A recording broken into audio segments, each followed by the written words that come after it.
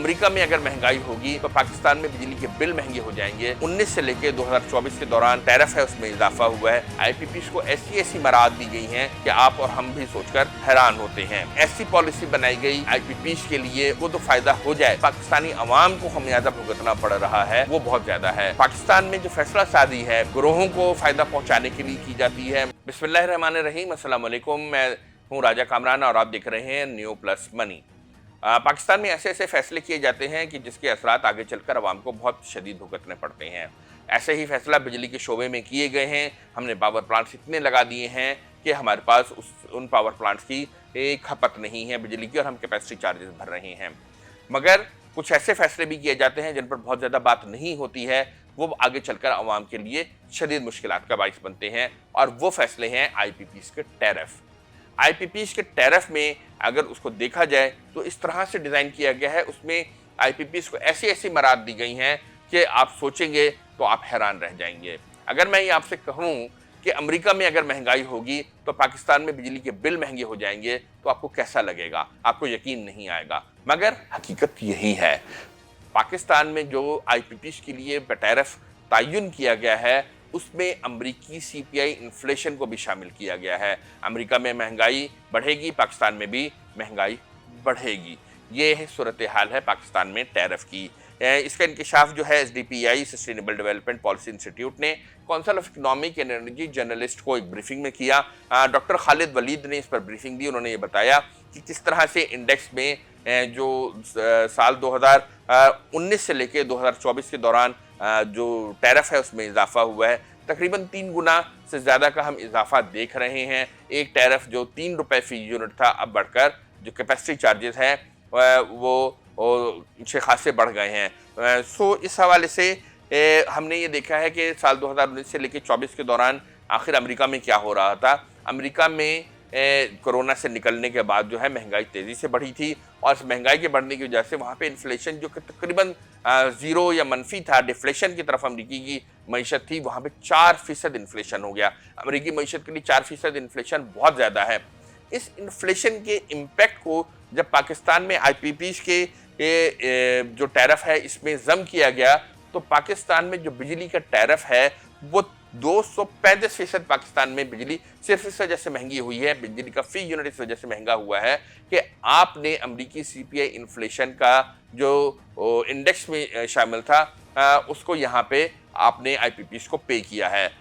مگر صرف یہی نہیں، آئی پی پیز کو ایسی مراعات دی گئی ہیں کہ آپ اور ہم بھی سوچ کر حیران ہوتے ہیں۔ مقامی سطح پر مہنگائی بڑھنے کی وجہ سے جو بجلی کا ٹیرف ہے وہ 98% بڑھ گیا ہے۔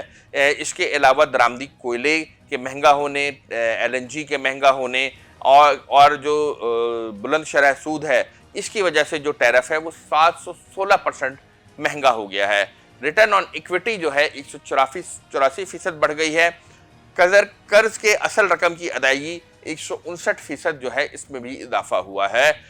ملکی اور غیر ملکی قرضوں پر جو سود ہے وہ 343% بڑھ گیا ہے۔ یہ تمام جو چیزیں ہیں یہ آپ کے 1 یونٹ ٹیرف پر جو ہے منحصر ہیں، یعنی کئی 100% جو ہے اضافہ دیکھا گیا ہے۔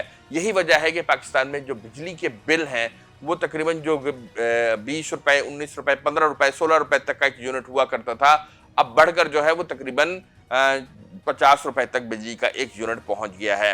تو یہ ایسی پالیسی بنائی گئی آئی پی پیز کے لیے، ان کے لیے، تاکہ ان کو تو فائدہ ہو جائے، مگر اس سے جو پاکستانی عوام کو خمیازہ بھگتنا پڑ رہا ہے وہ بہت زیادہ ہے۔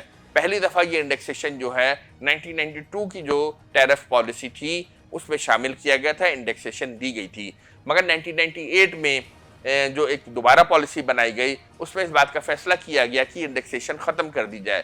مگر 92 میں جو پالیسی بنی اس میں تو پاور پلانٹس لگ گئے، مگر 1998 میں جب یہ انڈیکسیشن ختم ہوئی اس کے بعد پاکستان نے ایٹمی دھماکے بھی کیے، تو ایک ایسے اسٹیگننٹ پیریڈ آیا جس میں کوئی پاور پلانٹ نہیں لگا۔ پھر مشرف دور میں شوکت عزیز صاحب نے اس انڈیکسیشن کو دوبارہ بحال کر دیا، جس کے بعد جو ہے پاور پلانٹس پاکستان میں لگنا شروع ہوئے۔ مگر سال 2008 سے جو ہے اسی انڈیکسیشن کی وجہ سے سرکولر ڈیٹ یعنی گردشی قرضے نے سر اٹھانا شروع کر دیا تھا۔ اس وقت گردشی قرضہ جو ہے ہمارے انہی غلط فیصلوں کی وجہ سے 2,900 अरब रुपए तक पहुंच गया है। यानी हमारा जो बजट है उसके तकरीबन आधे के बराबर जो है, तिहाई जो है डिफेंस बजट से भी ज़्यादा है, हमारी हर चीज़ से ज़्यादा जो इस वक्त सर्कुलर डेट खड़ा हुआ है। तो पाकिस्तान में जो फैसला साजी है मुख्तलिफ ग्रोहों को फ़ायदा पहुंचाने के लिए की जाती है, मुख्तलिफ पार्टी के वेस्टेज इंटरेस्ट के खिलाफ को फ़ायदा पहुंचाने के लिए की जाती है, और इसमें जो है फिर जब उसके नुकसानात बाद में आते हैं तो वो लोग उस वक्त मौजूद नहीं होते हैं सीटों पे।